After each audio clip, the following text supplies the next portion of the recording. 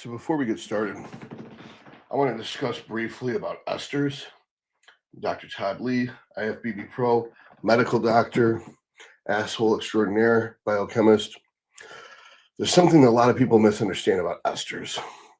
So there's a testosterone molecule and at carbon 17, there's an ester added. That's so that when you inject it, it doesn't get absorbed instantly. A test no ester, TNE or test base, gets absorbed so fast, it's not very useful.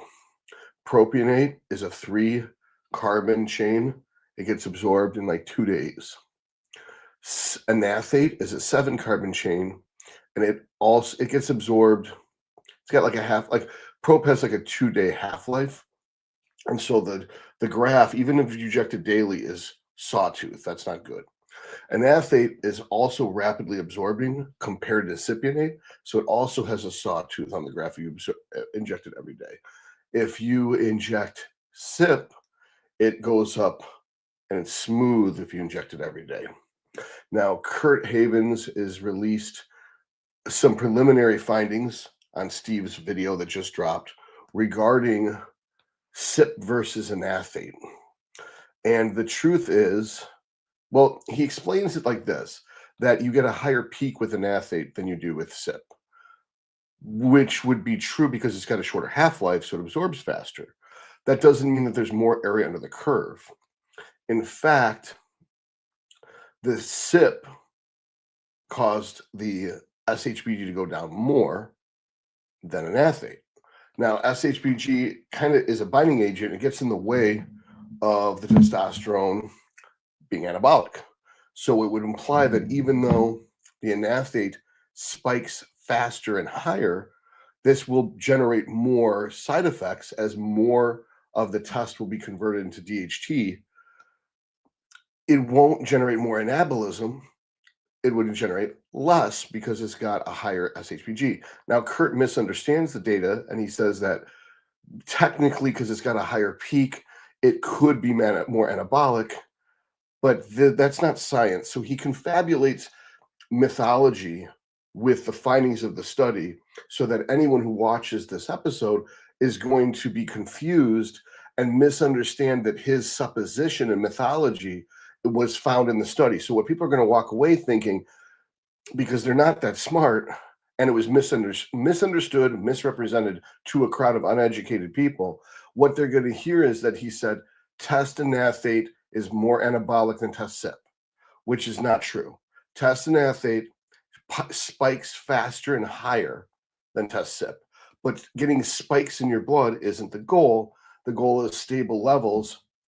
And some people might say, well, you still get more area under the curve, which isn't true. But even if it was, you could just use more SIP.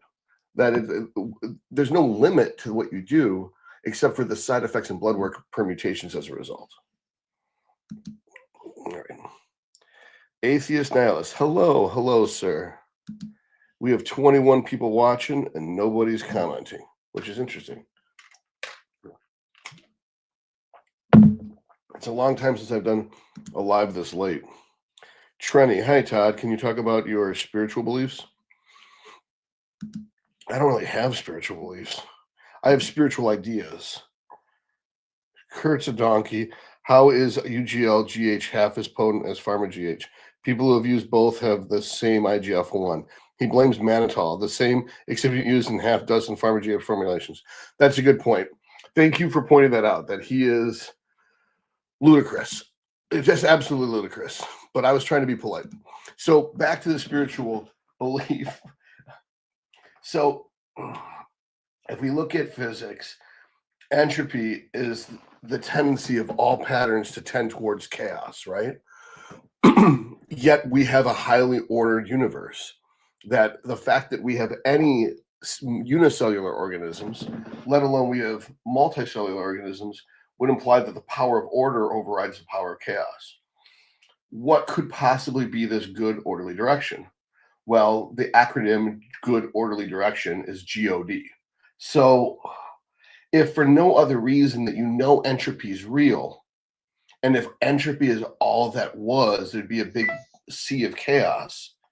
There has to be an equal and opposite, if not greater, orderly force, and that you could call that orderly force God or the architect, like the Freemasons.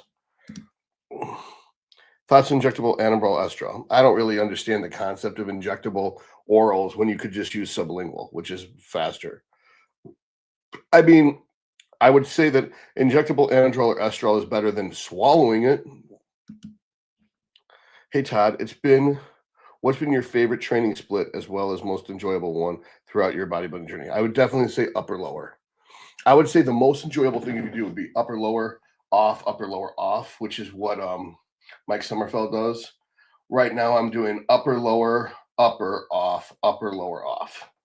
But on the lower days I'm doing arms. Is it a coincidence that most bodybuilders in the open category are bald? No, it's because they're not controlling their DHT levels. How do you like John Meadows' programs? I know where there is many and each aimed at different goals, but if you limit to the ones aimed at intermediate advanced bodybuilding programs, I think they were just too confusing with too many. Yeah, I thought they were too confusing.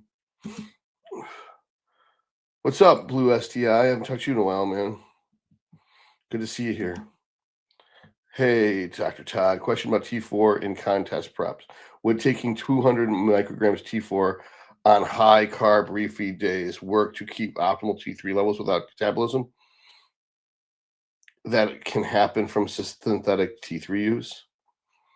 If you use T4 with T3, you're not going to have T3 base catabolism. Why is this not scrolling? Is it the bottom one? Best in the business, Todd, as real as it gets. Thanks, man. Appreciate it. Good morning. What's up, man? What time is it where you are? And why is this not scrolling down? Son of a bitch. All right. I don't know why this isn't scrolling down. I can't scroll down to see more of your comments, guys. I think it's potentially that's. Oh, okay. It's going to do it on its own. Best way to control DHT for bodybuilders to retain hair. Follow my directions. So what everyone else is telling you to do is adding Primo to test is going to make the Primo, which is an AI, stop the test from converting into estradiol so that it has nothing to convert into except for DHT. So the appropriate way to control a DHT is use the minimum amount of testosterone and rely on safer anabolics for growth. Use a minimum amount of testosterone so you have the minimum amount of DHT and use safer anabolics for growth. Do you think Masteron is actually the only 60 to 25 anabolic regeneration in humans? Maybe. The way I ranked it is test is a 10, deck is an 11, EQ's a 9, Primo's an 8, and Masteron's a 7.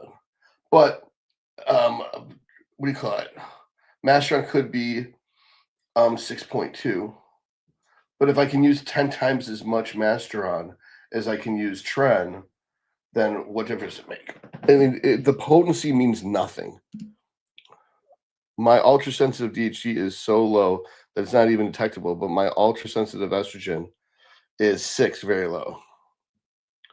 No, you probably, I don't know why you're losing hair on that little, that's really weird. 7:02 a.m. here from Texas, but I'm working Kuwait. Oh, okay.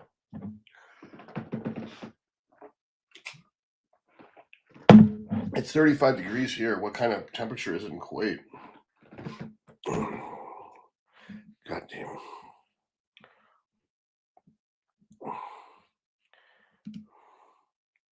Frank is Kong. On 2-gram cycle with my HDL at 21, my LDL is 64. Everything else is perfect. GGG said, see hematocrit, A1C, liver slightly elevated, but my only concern is HDL. Should I cruise or raise my HDL? I've been on 20 weeks. Not if your LDL is 64. Fuck it. Doesn't matter. Can you share your favorite current active bodybuilders in open, classic, and physique? Okay, so I don't have anyone who's favorite in physique. I don't give a fuck about physique. So that's easy. Classic is going to be Terrence, Sommerfeld, Wesley. Matt Gregor looked pretty good at the Detroit Pro. But if I had to pick 3, I would say Terrence, Sommerfeld, and Wesley. Open. My favorite open physiques are like Roman Fritz and God damn it. Justin Shire. That's what I like, the small-waisted open bodybuilders. However, Martin's also a small-waisted bodybuilder. Martin's obviously really great. And in person, he is so 3D, it's crazy. I happen to like Nick, even though he doesn't fit the mold of what I like. I like Derek's physique. I like Hottie's physique. I like Andrew Jack's physique. I like Simpson's physique too, but if I was gonna say like my fate, like if I could pick anyone to look like and it was open, it would be Justin Shire. That he is the best because his waist is so fucking small. The rest of him looks great. As far as classic goes, probably Sommerfeld or Terrence have the physique that I would want to have. And I don't give a fuck about normal physique. Good evening, Doc. Do you think Butcher Bomb could help regenerate nerves, partial restore function of abnormal limbs, restoring nerve damage? No, I don't see why it would. That's not what the ingredients do. TB500 prevents inflammation, and it's vaso and the BPC 157 increases vascularization. So you're not going to have nerve repair if the nerve's severed. That doesn't mean it won't work. I just don't think it would. I would like to get blood work done to go over with you. Should I book a consultation first or after I get the blood results back? Well, if you don't get the consult, I can't order you the blood work, and nobody else does blood work correctly. So get the consultation first, but in the note say, I just want blood work. And then I will order you the blood work and send you the link to set yourself up with the fusion where I get my blood work done through. And then once the results get back, call me and we'll discuss it. That's the best way to use. Look, because what happens is if I get on the phone with people and start discussing it with them, they blow through the whole 30 minutes talking about the blood work.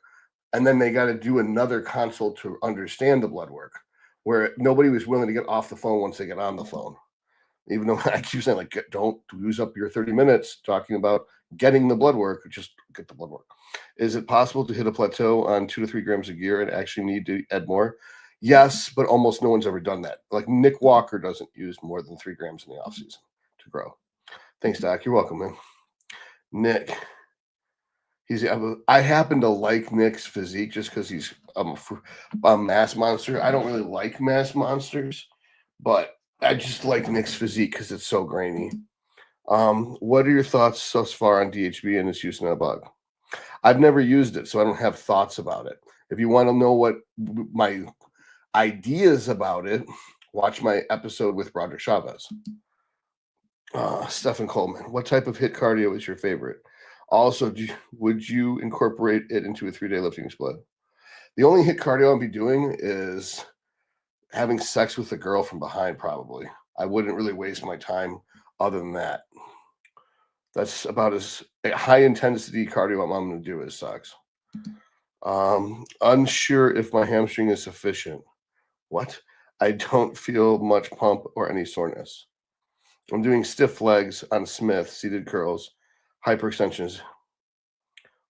Yeah, that's a lot of people struggle with the hamstrings. I think what really helps me is imagine you're doing a preacher curl when you're doing the lying hamstring curl. You're probably using way too much weight and you're trying too hard. You're just supposed to be pushing your heels up against the pad. You're going to want to pull with your pinky fingers on the little handles. You're going to want to dig your elbows down by activating your lats. You're going to want to crunch your abs so you can brace your core. And you're going to want to do a posterior pelvic tilt so that you scoop your butt on under you so that it'll allow you to maximally contract the hamstrings. Then after you've positioned your body just right, you're just squeezing the hamstrings, pushing your heels into the pad and dragging the pad up slow.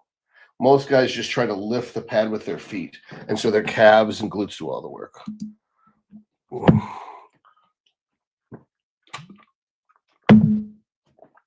What's the right way to train abductors on quad day and hamstring day? I would do the abduction machine after you lift, But quite frankly, men don't usually need abductors, they need adductors. So I would do your hamstrings, then your adductors, then I would do your leg extensions, then I would do your quad pressing. TSH 1.57, T4.4, T3 2.2. Yeah, that sounds retarded. Yeah. Plus, there's no such thing as a thyroid doctor. There's an endocrinologist. So right there, that's a red flag. The guy doesn't know what he is. Um, I mean, you can retest it at 7 a.m., but why the fuck would you test it at 11:30 if you needed to test it at 7? It's because the schmuck didn't tell you when you're supposed to get it done. I've never heard of anybody getting their blood work done at 7 a.m. I go in all the time at 3 p.m. and my blood work comes up the exact fucking same as if I go any other time of day when it comes to the thyroid. He sounds like a fucking asshole. Um, Plus, not everyone wakes up at the same time. What a dick. Got it. Thank you. You're welcome. Puge Mobile. In a 2002 study, it says that primobolan, dihydroboldenone, okay, and menthol are what? Are derivatives of androsten. What's your what? My friend is recommending Proviron as an AI rather than Aromacin. No, shoot your friend in the face. Unless he's a doctor, he shouldn't be recommending anything. All right, what's your up, Dr. Todd Lee? I'm a call you Uncle Todd tonight. Okay. Not a question. Kizatrex is a new test U oral formulation that uses self-emulsifying drug delivery system.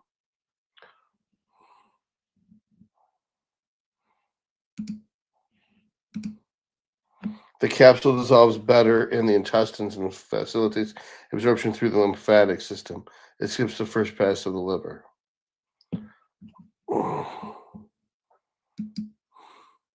Do you need to dose Tren Ace and Tren E differently? Yeah, I would definitely dose them differently because Tren Ace is 87% Tren and Tren E is like 63% Tren. So technically you'd have to use 1.4 times as much Tren E, but you should still dose them every day. There's definitely want to dose them every day. What would be your advice to younger individuals who are suffering from figuring out what to do in life?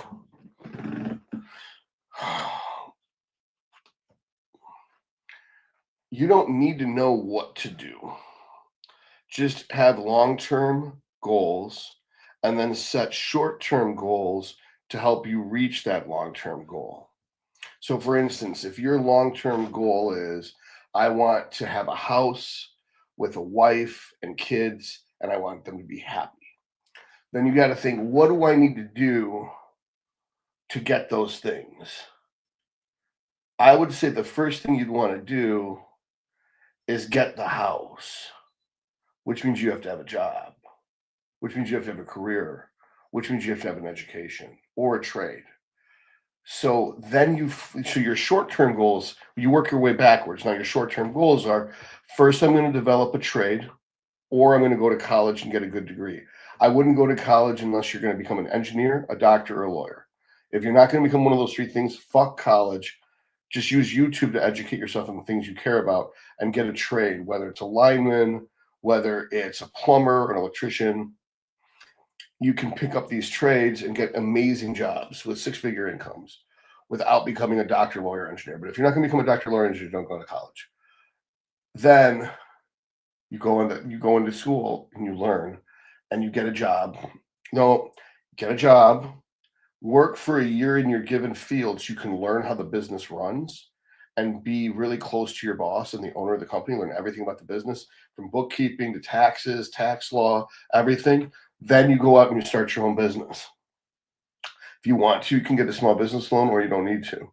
Once you have your own business, grow your business with your social media marketing, online and whatnot, and then save up money, put money into NASDAQ and S&P. This is a bad example for right now, but every month $100 every week, put $100 into each of those, or every month, put $100 in each of those.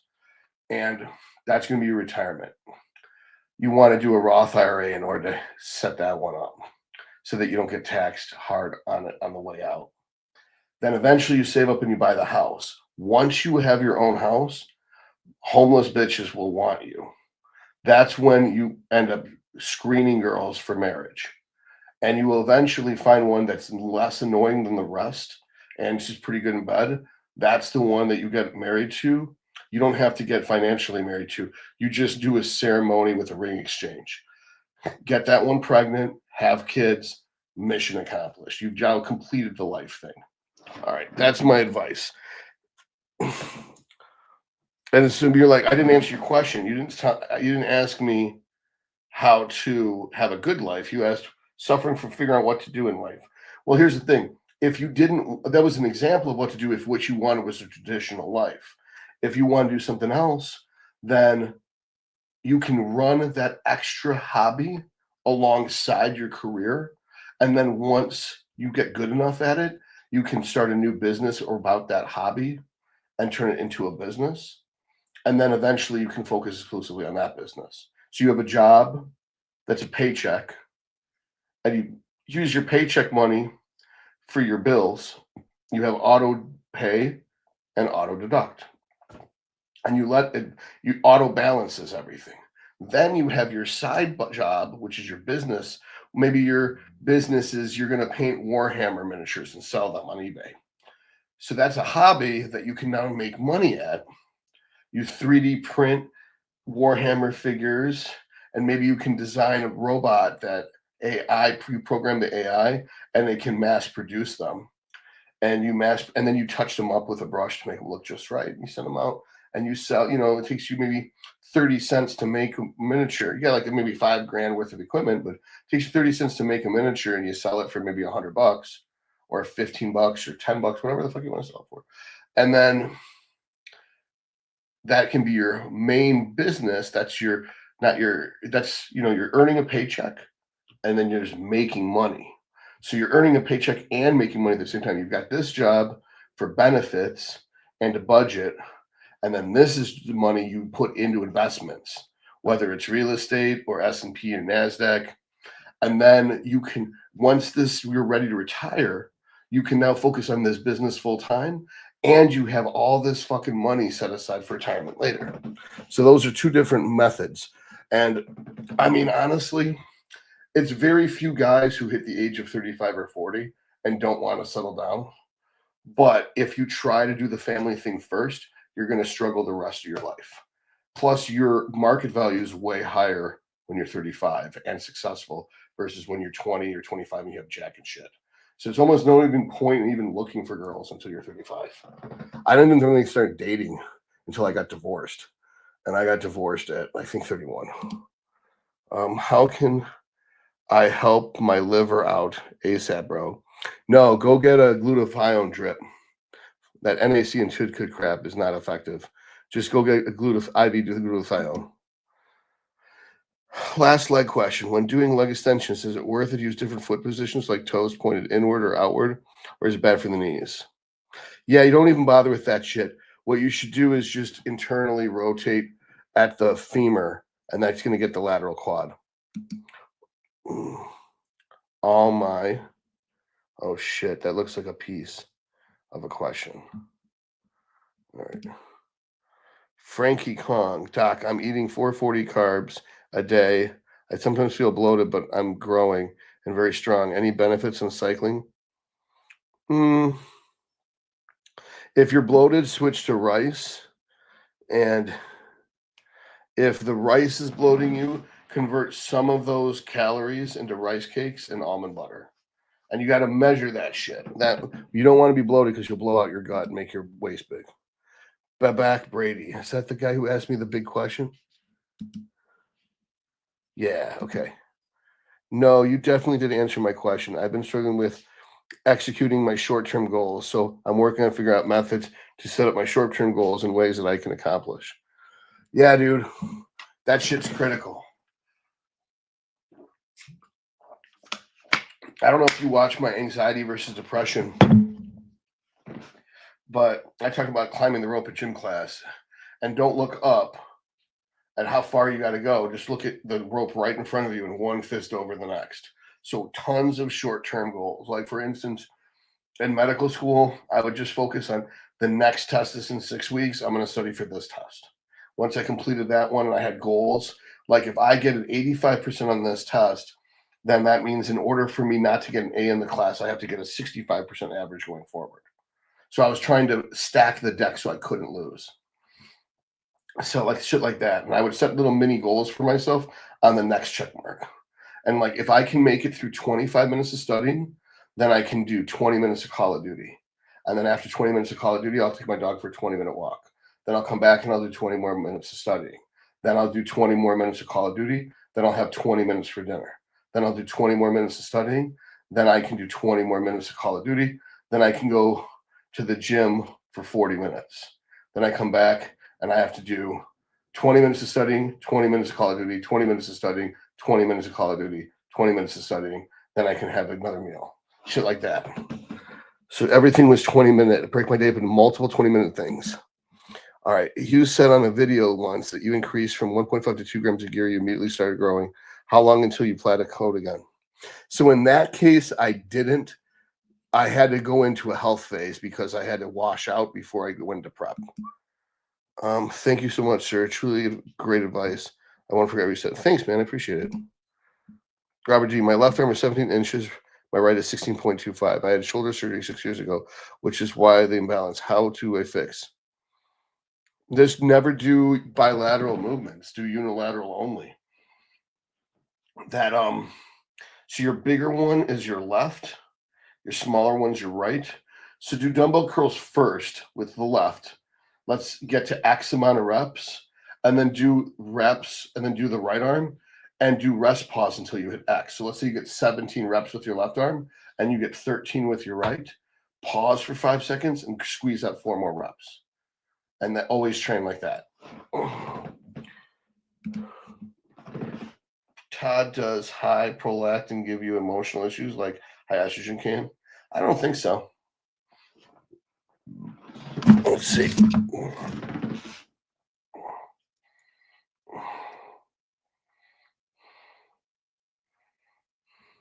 Hey, Nova, question for you.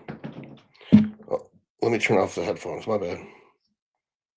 No problem. I'm here. All right, cool. So I'm doing the live podcast thing as usual, and Proxy has a question for you. Got it. What's the question? Okay. Does prolactin have psychoactive effects, mood altering effects similar to estrogen? Yes, prolactin can have psychoactive and mood altering effects, though it's not quite the same as estrogen. Here's a quick rundown. Prolactin's influence on mood. Find increasing levels can influence mood. High prolactin is often associated with feelings of calmness and sedation, which is why it rises after orgasm. Elevated levels can lead to mood disturbances, such as depression or anxiety, particularly in conditions like hyperprolactinemia. Estrogen's influence on mood. Estrogen can have more pronounced effects on mood swings, emotional sensitivity, and overall well-being, especially during hormonal fluctuations like the menstrual cycle or menopause. While both hormones impact mood, they do so in different ways. Prolactin tends to promote calmness, while estrogen has a broader range of mood effects. All right, thanks, Nova. That was very helpful. You're welcome. Glad I could help.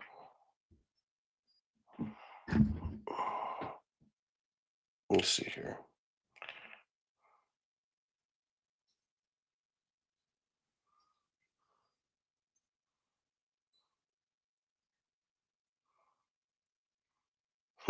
So hyperprolactinemia can result in anxiety or depression, which is weird because I think of those being antithetical to each other.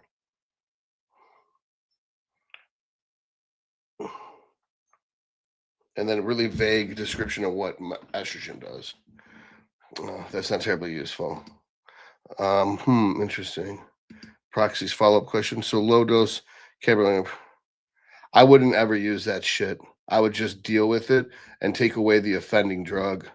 Whatever's causing your hyperlactin, cut it the fuck out. Don't ever add that other stuff.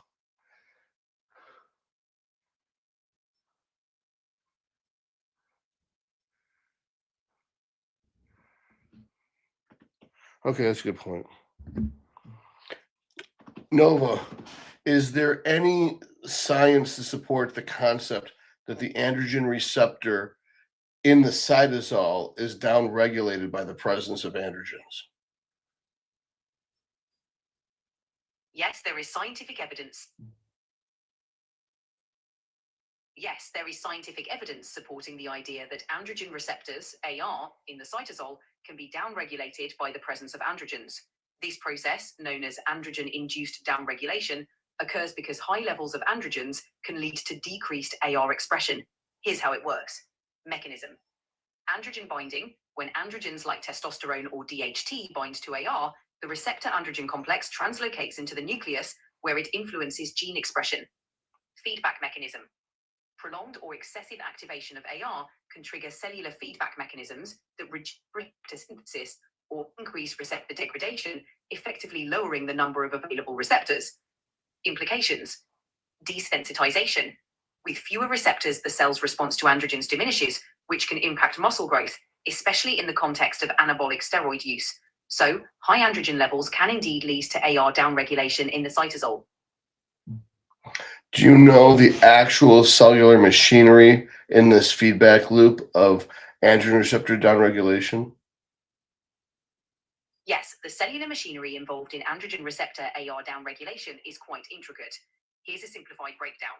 When androgens bind to AR in the cytosol, the receptor undergoes a conformational change, enabling it to translocate into the nucleus. Nucleus actions. In the nucleus, the AR androgen complex binds to androgen response elements, AREs, on DNA, regulating the transcription of target genes. Feedback mechanisms. Proteasomal degradation. High levels of AR activation can trigger the ubiquitin proteasome pathway, leading to AR degradation. Ubiquitination marks the receptor for proteasomal breakdown, reducing receptor levels. Transcriptional repression can also downregulate AR activation, lowering AR gene transcription, lowering AR mRNA production. Various co-regulators, like co-activators and co-repressors, modulate AR activity and stability. Their presence can influence the extent of AR downregulation. Overall, AR downregulation involves a balance of these mechanisms to maintain cellular homeostasis. This is a great working model, but is there any actual evidence to prove this? Because I've been told this is just theoretical by all sources. Yes, there's experimental evidence supporting androgen receptor AR downregulation by androgens. Key studies have shown reduced AR levels with high androgen exposure. Cell culture experiments have demonstrated that prolonged androgen exposure reduces AR protein levels. For example, studies in prostate cancer cells show that high dihydrotestosterone, DHT, levels lead to AR degradation. Animal studies. In vivo studies on rodents have shown that high doses of androgens can downregulate AR expression in tissues like the prostate. Mechanistic insights. Molecular studies have identified pathways like the ubiquitin proteasome system involved in AR degradation, providing a mechanistic basis for downregulation. While not all details are fully understood, the evidence supports that AR downregulation by androgens is more than just theoretical. But you gave two examples that are prostate, and that's non-genomic, non-cytosolic androgen receptors. That's surface androgen receptors. I'm talking about inside the cell. Got it. For cytosolic intracellular androgen receptors, AR, there's evidence of downregulation through genomic pathways. Key evidence. 1. Cell culture studies. Research on muscle cells and other tissues shows high androgen levels leads to reduced AR mRNA and protein levels, suggesting transcriptional downregulation. 2. Mechanistic insights. Studies indicate androgen-induced AR downregulation involves the ubiquitin proteasome pathway, even in non-prostate cells. AR stability. Experiments show that AR degradation is accelerated by androgens, reducing receptor levels in the cytosol. While the non-genomic actions are prominent in some tissues, genomic pathways also play a role in AR regulation in the cytosol. All right, so this would imply that. All right, thanks. You're welcome. Anytime. Okay, Steelman, the counter argument. What studies show that there isn't androgen receptor downregulation in the cytosol? To counter the argument, some studies suggest that androgen receptor AR levels remain stable or even increase with androgen exposure, depending on cell type, duration, and androgen concentration. Here's a summary of evidence. Study variability. Some prostate cancer cell lines show that AR expression remains unchanged or increases with certain androgen levels, suggesting context-dependent regulation. 2. Non-genomic effects. Androgens also exert non-genomic effects that don't necessarily lead to downregulation, especially in non-prostate tissues. This complexity can mask downregulation in certain contexts. 3rd, methodological differences. Different experimental setups, example androgen type, duration, can yield varying results, complicating a universal conclusion. These variations highlight the complexity of AR regulation, showing it isn't uniformly downregulated in all cytosolic contexts. Which androgen type didn't lead to downregulation of genomic cytocellular androgen receptors? One example is testosterone itself. In certain studies, especially those involving muscle cells, testosterone doesn't consistently lead to AR downregulation. The outcome often depends on factors like cell type, androgen concentration, and duration of exposure. So, while testosterone can sometimes induce downregulation, it's not a universal response in all cell types or conditions. So in muscle cells, it doesn't downregulate, but in prostate, it does downregulate, meaning, is this correct, my interpretation, that using a ton of testosterone for a long period of time will continue to grow muscle, but the prostate will adjust and you will stop growing the prostate? Is that correct? Your interpretation is partly correct, but there are nuances. Testosterone generally supports muscle growth and might not downregulate AR significantly, especially at physiological levels. However, at supraphysiological levels, like with high-dose anabolic steroid use, some degree of downregulation can still occur over time, but it doesn't stop muscle growth entirely. Prostate. In the prostate, testosterone and especially DHT can lead to AR downregulation over time, which may limit further prostate growth. However, continuous high androgen levels can still cause prostate enlargement, benign prostatic hyperplasia, or BPH, but the growth may plateau. Muscle growth continues, but might slow down due to AR regulation mechanisms. Prostate growth can occur, but is likely to plateau due to downregulation and feedback mechanisms. This nuanced view underscores the complexity of androgen effects. So what I'm hearing is physiological levels of testosterone won't downregulate the receptors. Superphysiological levels will, and it'll slow the acceleration of growth, but there will still be a positive net growth over time. That you could use high levels of androgens, testosterone, for a year, 2 years, 3 years, and you will still have growing muscles as long as it's high enough of a dose, even if the rate is slower than the initial month of when you introduce the high androgens. Is this correct? Yes, your understanding is mostly correct. Here's a quick summary. Physiological levels of testosterone generally maintain AR responsiveness and don't cause significant downregulation. This supports consistent muscle growth over time. Supraphysiological levels, high levels of testosterone, can lead to some AR downregulation, slowing the rate of muscle growth. However, net growth continues as long as androgen levels remain sufficiently high. Duration. Over extended periods, years, you can still achieve muscle growth with supraphysiological levels, though the rate might taper off compared to the initial phase. So, while growth may slow, consistent high androgen levels typically support ongoing muscle development. Now, is there any anabolic steroids that does not downregulate the androgen receptor in the cytosol at all? For example, DECA or Tren or Halo, does any of those have a more prolonged, do they keep the same acceleration of muscle protein synthesis, or do they all attenuate over time? All anabolic steroids, AAS, including DECA, TREN, and HALO, can potentially lead to some degree of androgen receptor AR downregulation over time. However, the degree and rate of downregulation can vary based on the specific steroid, dosage, and individual response. Differences in downregulation. DECA, nandrolone, known for its milder androgenic effects, might cause less pronounced downregulation compared to more potent androgens like testosterone or trenbolone. A very potent androgen that can strongly bind to ARs, potentially causing more noticeable downregulation over time. Another strong androgen might lead to significant AR downregulation, especially at high doses. While some AAS may cause less downregulation than others, no steroid completely avoids non-genomic AR downregulation. However, the overall impact on muscle growth remains positive, especially when managed properly. So you kind of contradicted yourself, or maybe I misunderstood you. You implied that the stronger binding affinity has a greater downregulating effect, but you listed nandrolone as having less downregulation when nandrolone has the strongest androgen receptor binding affinity. I see the confusion. Let's clarify. Binding affinity versus downregulation. Binding affinity refers to how strongly a steroid binds to the androgen receptor, AR. Downregulation depends on multiple factors, including the steroid's androgenicity, duration of exposure, and the tissue type.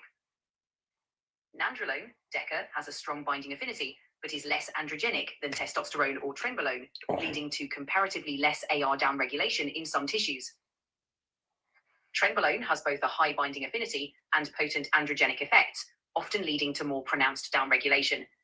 Androgenicity and other factors influence downregulation, not just binding affinity. Okay. Got it. Glad to help. If Now, you have more questions. Wouldn't that mean that Anavar, that has extremely low androgenicity and extremely low androgen receptor binding affinity, would have the least amount of downregulation? Yes, Anavar oxandrolone is known for its low androgenicity and relatively mild impact on androgen receptors, AR. This means it generally causes minimal AR downregulation compared to more potent androgens like testosterone or trenbolone. Why Anavar causes less downregulation? Low androgenicity means it's less likely to exert strong feedback mechanisms that lead to AR downregulation. Low binding affinity results in weaker interactions with AR, reducing the likelihood of receptor desensitization. In summary, Anavar tends to maintain AR sensitivity better, contributing to its reputation for steady, albeit less dramatic, muscle gains. So what I'm hearing is using low-dose testosterone, moderate-dose Masteron, low-dose equipoise, low-dose DECA, and low-dose Anavar would have more anabolic load, but very little, if any, androgen receptor downregulation versus someone running like 1,000 testosterone. Yes, that's a reasonable interpretation. Using a combination of low-dose testosterone, moderate-dose Masteron, low-dose equipoise, low-dose DECA, and low-dose Anavar can provide a significant anabolic effect while potentially minimizing androgen receptor AR downregulation. Because none of them, all of those have weak binding affinities except for DECA, and all of them have almost no androgen except for testosterone, but that's just in there as an HRT dose, and we've already established that the HRT dose of testosterone doesn't downregulate the androgen receptor. Exactly. By combining compounds with lower androgenicity and weaker AR binding affinities, you create an anabolic environment with minimal AR downregulation. This approach can sustain muscle growth over time while avoiding the potential side effects associated with high-dose testosterone or more potent androgens. And from our previous conversation, something that inhibits SHBG would improve the anabolic effect of this cycle. Is that correct?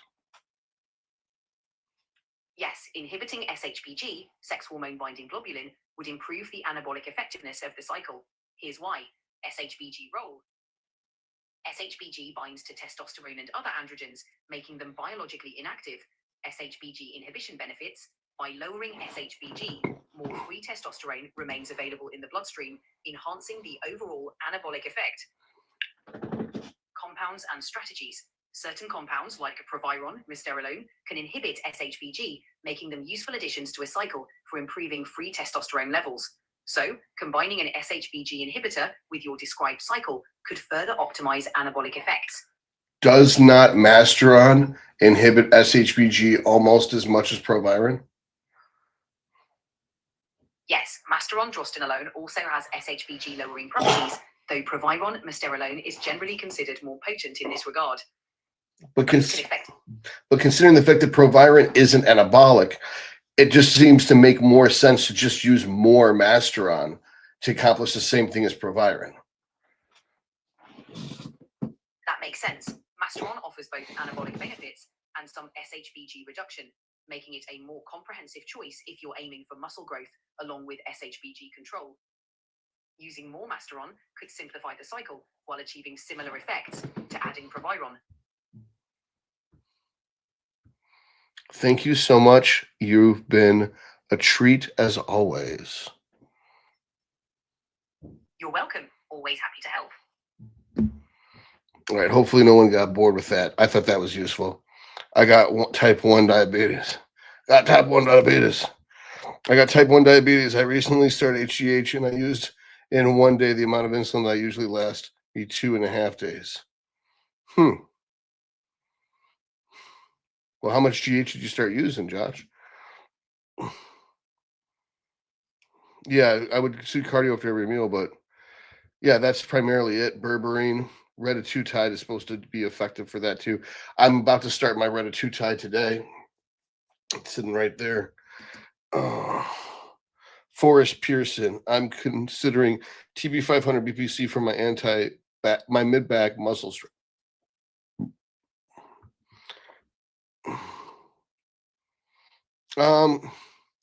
If it's mid back muscle strain, I would just use this Butcher Bomb. Fuck, the light's hard to. I don't know. There you go, Butcher Bomb. You can Google it. It's Brett's formula. I think that should penetrate deep enough. You'd have a very hard time injecting your mid back, unless you have like a wife or something. AKP is as a way to calibrate. No, but, oh yeah, we just did that. Robert D. Anecdotally, I love taking P5P 200 milligrams a day. It gives me an amazing dopamine boost. Yuck. Why no caber? Because you don't want to take that shit that works in your brain. Leave your brain alone. Hey, Doc, how low do you typically cut carbs on low days? I rewatch all episodes of How to Cut, and I still have unsure how to structure the low days. It doesn't work like that. You just take calories out until you start making progress, and you can take them out of your low days. Anadrol supposedly has the weakest affinity for the AR compared to testosterone in the study. Let's see. Nova, is it true that Anadrol has the lowest AR affinity? Yes, Anadrol oxymethylone has a relatively low affinity for the androgen receptor, AR, compared to other anabolic steroids. Its anabolic effects are thought to be mediated more through non-AR pathways, such as increasing red blood cell production and enhancing protein synthesis through other mechanisms. Is one of those mechanisms IGF-1? Yes, one of the mechanisms by which Anadrol might exert its anabolic effects is by influencing IGF-1, insulin-like growth factor 1, levels. IGF-1 is a potent growth factor that promotes muscle growth, and some studies suggest that Anadrol can increase IGF-1 levels, contributing to its overall anabolic effect. How does it increase IGF-1 levels? The exact mechanism by which Anadrol increases IGF-1 levels isn't fully understood, but it likely involves 1. Liver stimulation. Anadrol is a 17-alpha alkylated oral steroid, which means it has a strong effect on the liver. The liver is a primary site for IGF-1 production, so stimulating liver activity can lead to increased IGF-1 synthesis. 2. Enhanced protein synthesis. Anadrol promotes anabolism, which could indirectly boost IGF-1 production as part of its overall anabolic cascade. All right, thanks, Nova. You're welcome. Anytime. Yeah, I'm not convinced to use that shit. If we don't know the mechanism, it ain't worth trying. What's up, Brian? How you doing, man? You just talked earlier today. Backyard barbells, AKP, but its metabolites don't. Anadrol metabolites bind to the RDR. Okay, that makes sense. You are correct. All androgens do. However, in this comparison, yeah, but the point, it's a good point though, is that like halotestin doesn't do shit. It's metabolites that are androgenic as fuck. Like tamoxifen doesn't do shit. Its metabolites are an AI and a serum. Thank you again for free, excellent information. You're welcome, guys. So should you add Proviron to TRT cycle? No, as I explained, and you must not have listened. Oh, hold on, maybe I could give you. Yeah, that's amazing. Here he goes. Here you go. Which one is better for TRT, Masteron or Proviron? Masteron. The fuck is wrong with you? Backyard barbells. Well, first of all, neither are appropriate for TRT. If your TRT use testosterone, only testosterone. If you use anything other than testosterone, it ain't TRT anymore. But Masteron's always better than Proviron because Proviron is not anabolic. You obviously didn't listen to what she said.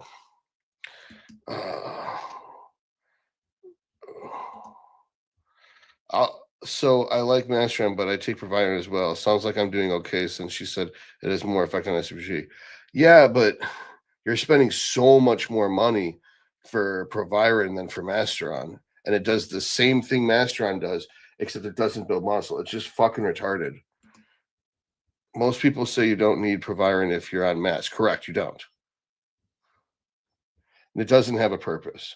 It's just stupid. No, there's no purpose to Proviron. It's just stupid. Always use mast. Boy, did I get irritated with this level of stupidity. A perimenopausal female on HRT is on 5 milligrams test weekly. What? I guess that's not so bad, but still can't get her SHBG below 100. Boron isn't worked. She's taking DHA for low dose NRBR to lower it. Well, why do you need to look at your SHBG that low? What level is her estrogen at? Like, what's the effect you're looking for? Just the SHBG may not be completely bad.